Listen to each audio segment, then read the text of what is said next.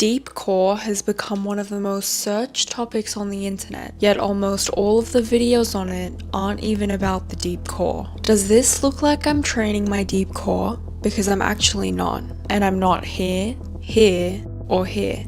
Because if your back arches, your stomach domes, or your neck hurts during your core workouts, you're not actually training your core. But this is the way it's been taught. And if your body does any of those things, you're not reaching the main muscle that makes the biggest difference. Because your core is made up of two parts. Your outer unit, which are the abs you can see, and your inner unit, the muscles you can't see, like your TVA, which is your body's natural corset that keeps you tight. And these, that work as a team to hold your posture, flatten your lower stomach, and support your spine. But the problem is, every core training today, even if it's promoted as deep core, is actually all outer ab focused. And if you're someone dealing with back pain, post-pregnancy, or just someone who knows you need deep core work, it's so important to train from the inside first. So this video is entirely inner unit focused, and your body will tell you if your inner unit is off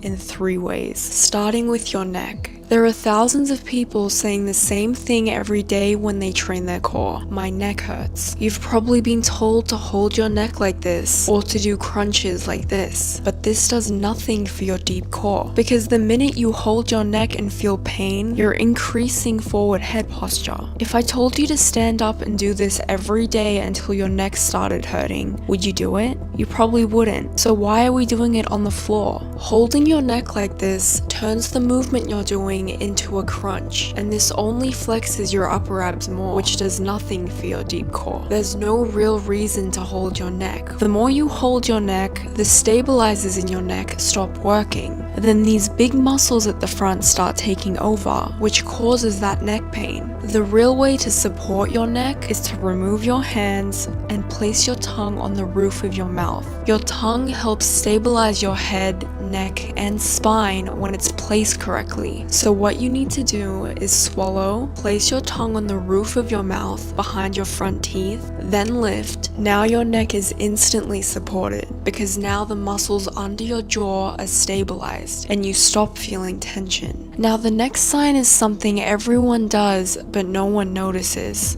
Doming. This is doming, and this isn't. Doming is when your stomach pushes outwards because your deep core can't handle the exercise you're doing. It happens the most when you try planks, hollow holds, or flutter kicks, because these exercises are the hardest to engage your deep core with. Even when you train your outer abs, you don't want to dome, because when your stomach domes, your natural corset shuts off because the pressure is being pushed upwards and it pushes the abs outwards, and this can cause your abs to separate. Ab separation doesn't just happen during pregnancy, because anyone can get this if you're doming or straining too hard. You can literally see my abs ready to separate as I show you this example. Now how it should look is your core will be straight, but this can't be higher than this. But the only way to fix doming is with arching. Arching is when your back comes off the floor, and this just means your back is taking all the tension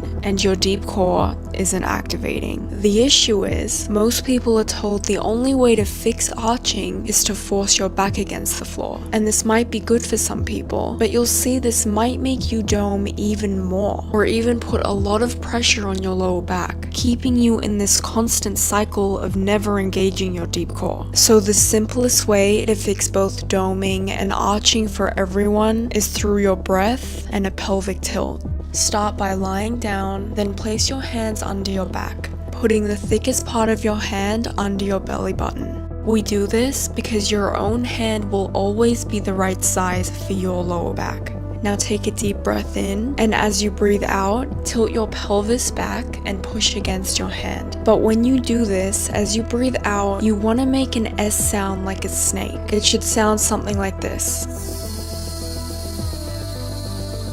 This connects your breath to your core. Now gently draw in your belly button. Do not suck your stomach in or force this. Your belly button should naturally draw in as you breathe out. Now when you do a core exercise, your stomach should stay drawn in during the entirety of the exercise. This is how you know your deep core is activated during the movement. And if you see your stomach start to dome, that's when you know your outer abs have taken over and your deep core has lost its connection. If you notice you still dome or your back is still coming off the floor during your core workouts, you might be training outside of your range. So from here, you can try the inner unit test. This test lets you know where your deep core turns on and where it turns off without your outer abs taking over. This test puts everything we've just done all together. This is one of the things I get everyone to do inside my program for those who want to go much deeper into core training. So again, putting the thickest part of your hand under your belly button. The reason why we use our hands under our lower back is because if you're someone with larger glutes and you have trouble flattening your back on the floor, your hand keeps a natural, neutral position of your spine when you press against it. So it will always be the perfect size for you. And this way you can feel the small changes that lets you know if your core has lost its engagement as you do the exercises. Now take a deep breath in, and as you breathe out, making that S sound, pelvic tilt your back against your hands. As you breathe out, making that sound, your belly button should naturally draw in. Again, it's really important to breathe out this way because making this S sound will naturally keep your tongue on the roof of your mouth, which is automatically stabilizing your neck. Once you've done that and your lower back is pressed against your hands, you can test your range. There are 3 levels to this. Level 1 will have your legs bent slightly.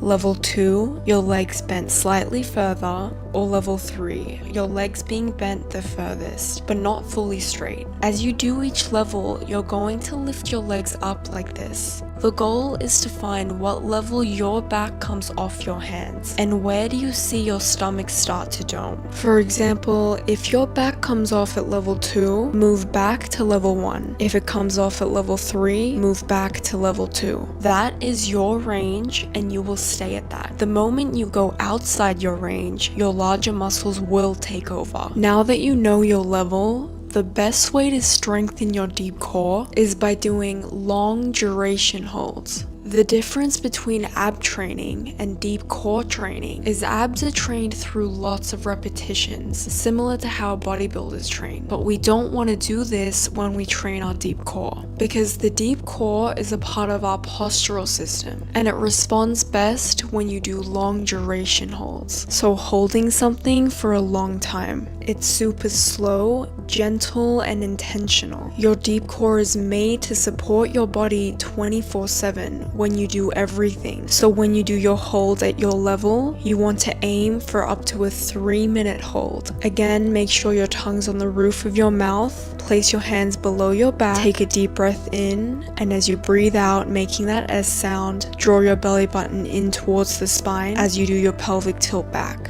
Now hold. If you can't do 3 minutes total in one setting, you can do 30-second sets until you reach 3 minutes total. The best thing about doing long duration holds is it makes your posture stand upright, and your lower stomach will naturally draw in when you do anything during the day. When you can do up to 3 minutes without doming or arching, you can move on to the next level. The longer your legs are out, the harder this gets, and the more your inner unit has to work. Hold this for 3 minutes total without losing control.